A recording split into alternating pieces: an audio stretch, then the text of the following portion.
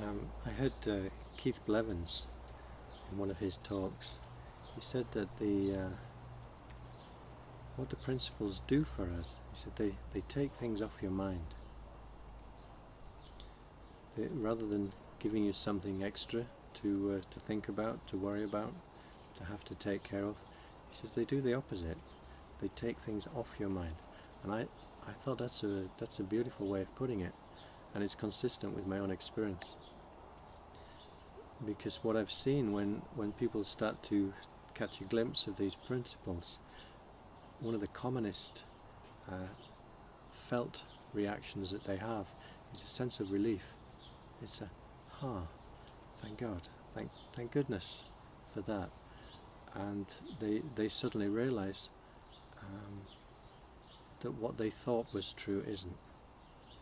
Whether it was something about themselves, thank goodness, I really thought that there was something wrong with me, or I really thought there was no hope for me.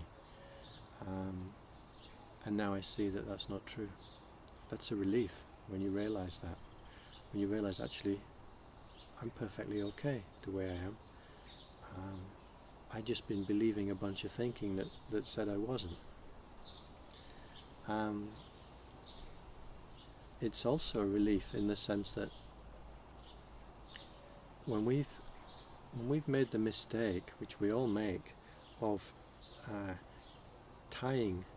somehow tying together our internal experience of life, our well-being, how we feel on the inside, when we tie that to things outside of us, such as our circumstances, the people that are in our life, our job, our financial situation, the weather, you name it. We can tie our well-being to anything, whether or not the team we support won today or whether they lost.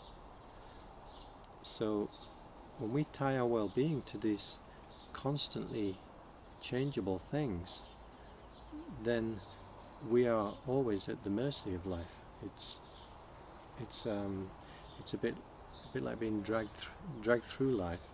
So if we've bought that idea that our well-being depends on how life is showing up, if we're now requiring life to be a certain way in order that we can feel okay, we're in trouble. And we know it. We know it because it's stressful for us. So we can never really relax in life.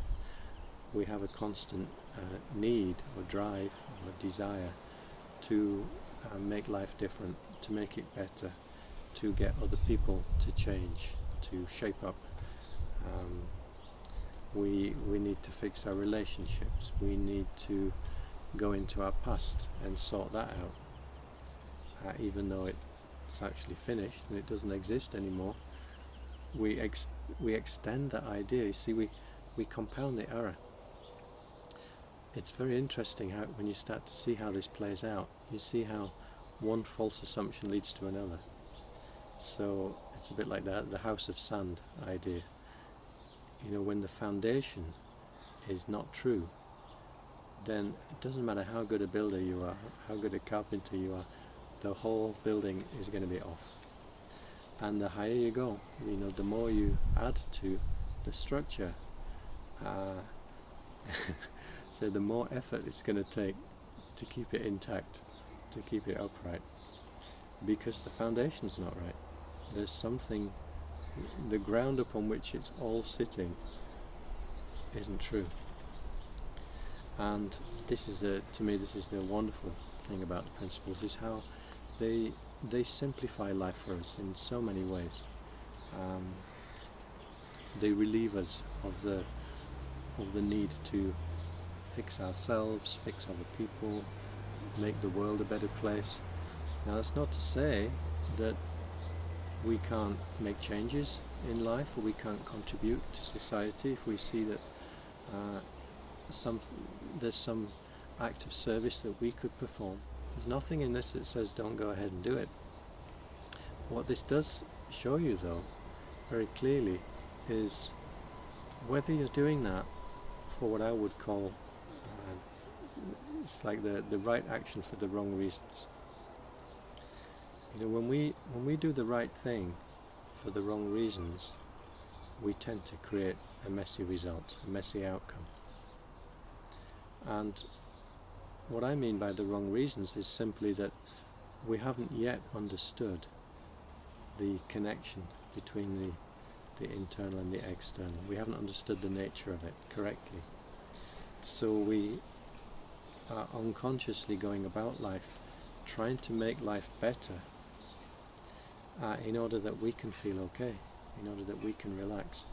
I know in my own background as a healer, as a homeopath, myself and many others are drawn into the helping profession because we've falsely associated helping other people to get well with our own well-being. So, and this is a big trap for anybody in the helping profession, and I was fortunate to realize this during my own time working as a therapist.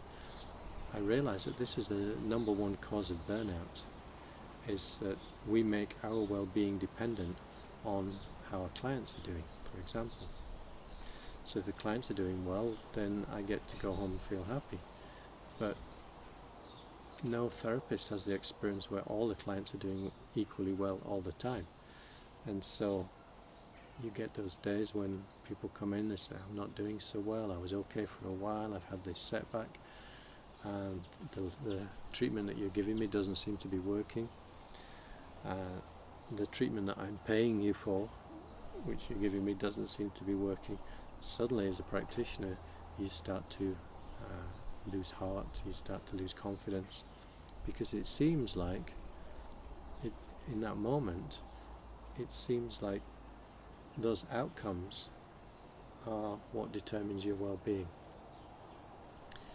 Now, what the principles show us is that there's this hidden variable in the mix, which we're not seeing, which we call the power of thought. And thought is, using the term thought, although it kind of keeps things simple, it can also be a little bit misleading, because when we say thought, we tend to associate that word with the cognitive ability that we humans have, the ability to think things through, or analyze things, or figure something out. So give me a minute, I'll think about it. So when we talk about thought or thinking, it's that kind of thought that we tend to jump to. But the power of thought is way, way, way bigger than that. It's way more than that. The power of thought is what's enabling us to perceive everything and anything. So the sounds that we can hear, the sights that we can see, the images that we're conjuring up, the smells that we can smell, everything that's coming to us through our senses is being mediated by this power of thought. And without it, we wouldn't have any experience of the world that we're living in. So we have the power of thought as a kind of always-on system through which we're navigating through life, and we have the ability to add further thought to that. So we can also have we can learn ways of thinking. We can have habitual thought. We can have conditioned thought. Said we have the analytical, intellectual thinking. So it's all these different ways that we can use the power of thought, but it's one thing. It's one power. It's not different things, and this is good to remember.